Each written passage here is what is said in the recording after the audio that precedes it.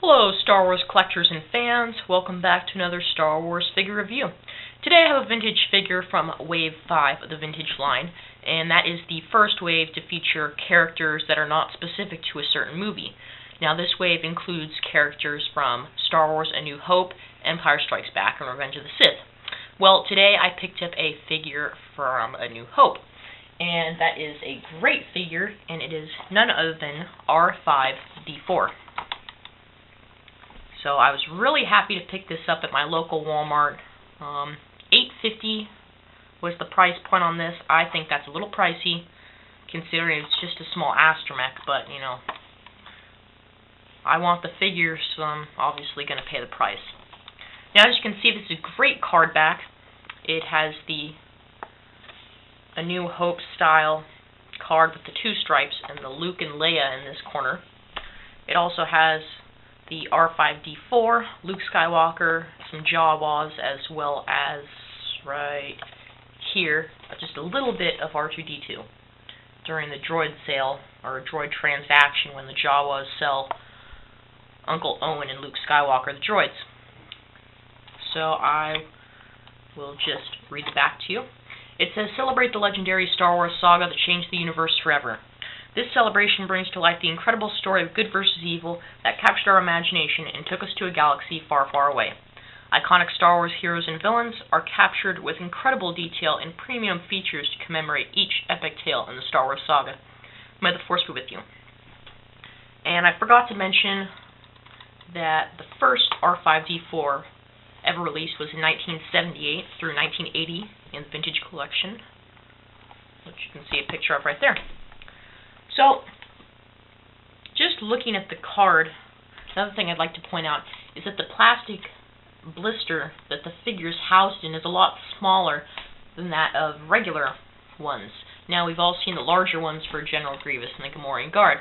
However, this one is smaller to accommodate the size of the astromech. This same bubble or blister was used for the R2-D2 with drink trays from Wave 3, as well as the Wicket from Wave 3. So, it's a great card back, and on to this great astromech.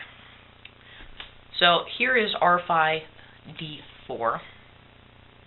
Really happy to add this guy to my Star Wars collection. I was quite surprised when they announced this figure at Toy Fair, Comic-Con, or wherever it was, I don't remember.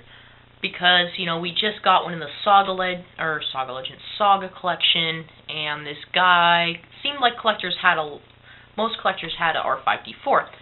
So I was kind of surprised and yet happy because I did not have one, and I really would like to bulk up my astromech collection. So R5s are my favorite of the astromech series because of the style of head.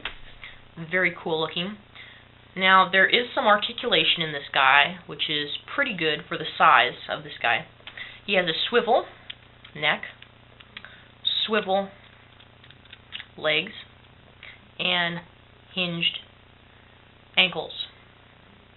As you can see there, he has also got some wheels on the bottom, so he can roll around on flat surfaces.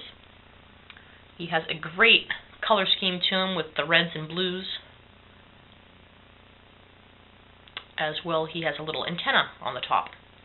Now, this guy is a brand new sculpt used for R5-D4, since this sculpt used is the one that was basically first used in the Build-A-Droid line in Legacy Collection, and the first R5 figure to feature this sculpt was R5-A2, I think.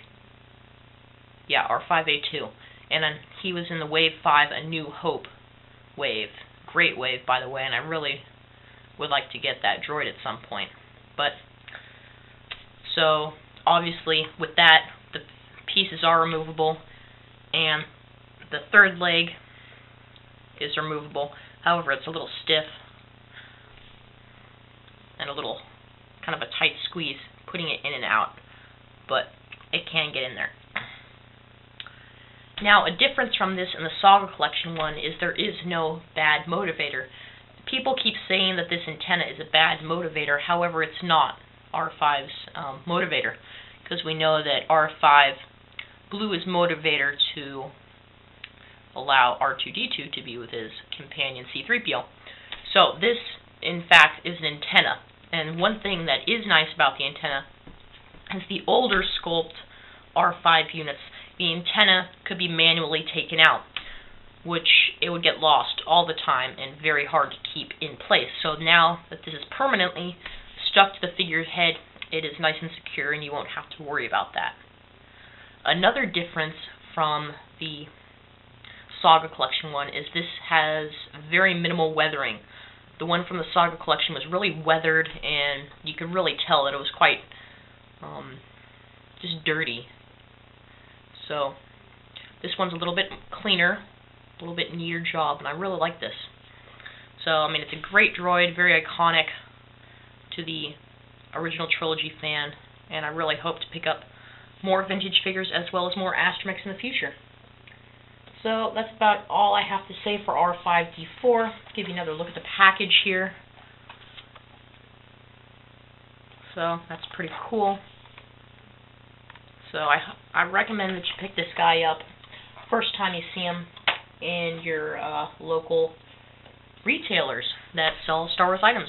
So before I go, as usual, I'm going to give a shout out to a subscriber of mine. So the one I'm going to be mentioning is giving a shout out to Ahsoka436. So thanks for subscribing. And so until next time, Star Wars collectors keep collecting, Star Wars fans start collecting, and may the Force be with you. Bye.